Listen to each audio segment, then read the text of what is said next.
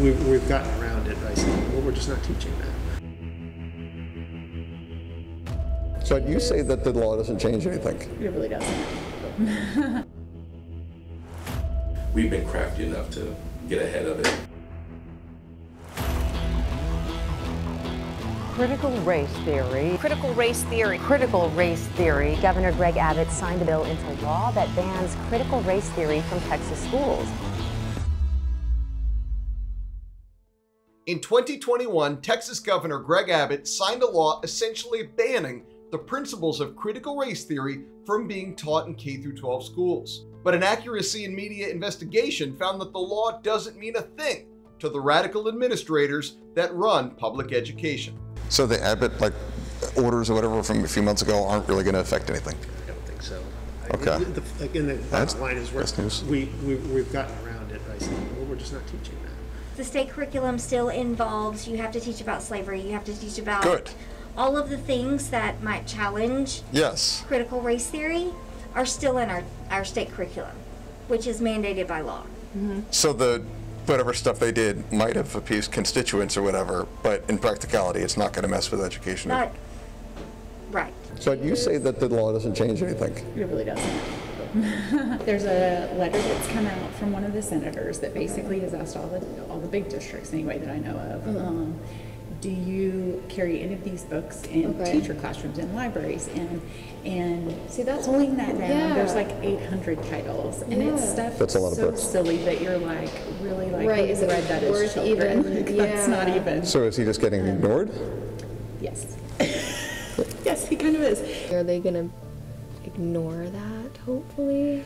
So I would say they're going to teach what's in here using those skills, and so so the intent is it's kind of ignoring what they were trying to accomplish, but doing what we're supposed to be doing. There's lots of things that are coming through.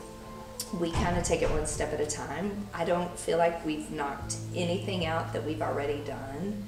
Like we haven't banned any books or haven't done anything yet. So we kind of pretending like that didn't even happen? Well, we wait until we get a lot more direct instruction. We are majority African American, and so I can tell you that there are some things that just won't happen. Right.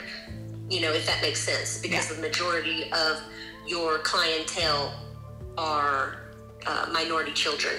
Right. You know, there are going to be things that will never be, no matter what anyone tells us. We're not going to eliminate that. Right. Evan Whitfield is a science class administrator in a public school district just north of Dallas. He says one way around the law is to continue teaching the principles of critical race theory without calling it that. We kind of tap dance around calling it anything, because that's, if I were to say Capel is teaching the NGSS science standards, the National Next Generation Science Standards. Okay. If I were to publish that on our website, that's when we would get a call from TEA. Really? Yeah. But are we still teaching NGSS-ish? Absolutely. So they can't really control what's happening? No, we just do the right thing at the end of the day. Recently, social and emotional learning became the latest Trojan horse to teach the principles of critical race theory. But parents caught on to that. So now, educators are including SEL curriculum without calling it that. It seems Texas educators will teach our children what they think is quote-unquote right, regardless of the law and regardless of the desires of parents. Is social emotional learning something that y'all do in Keller? It's kind of embedded, but it's it was one of those things that as soon as we had some things called social emotional, but when CRT came out with all the new laws, they had to change wording. So now it's kind of all embedded, and it's not like a department all over it. I'm not going to put something out there that says we're doing social emotional learning, but I'm like, nope, we're talking about perfectionism. We talk about the specific things, not the big label. Another terrifying trick we learned from administrators is that teachers can basically teach whatever they want as long as they can point to it in some way being related to the state standards. That's a major problem.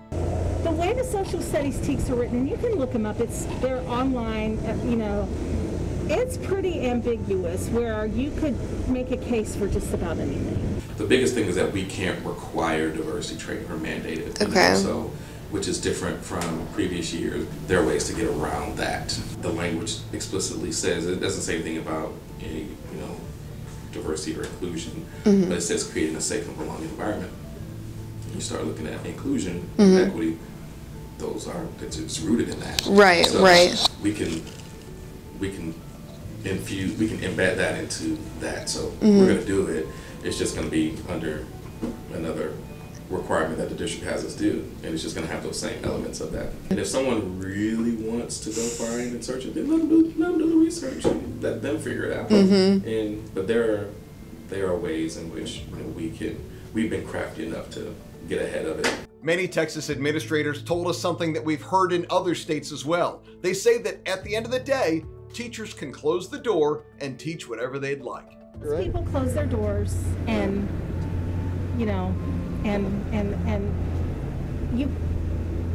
it's really kind of hard not to talk about history in this way.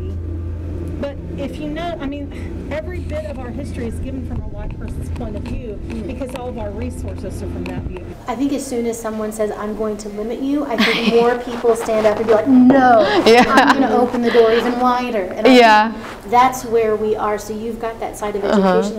This is a lot of BS. Yeah. Open the door. At the end of the day, can't the teacher just close the door and teach what's right? That's what we do.